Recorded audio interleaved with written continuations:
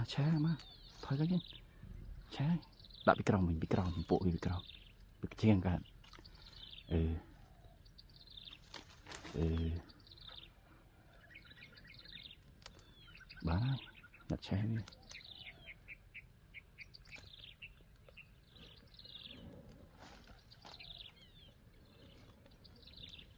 bị còng chào còng chào lại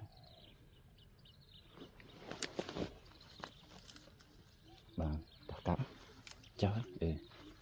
cắm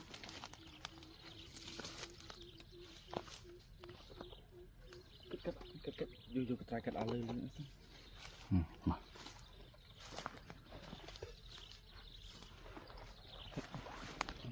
mịn lười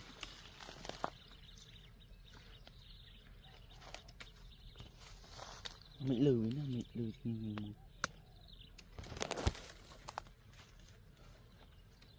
cắt âm từ cái chương của bán rồi mịn tụ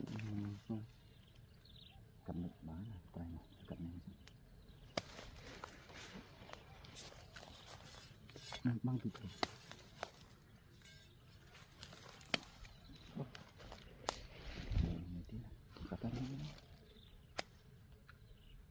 cất mà nhâm ai này itu mặt ai kia sẽ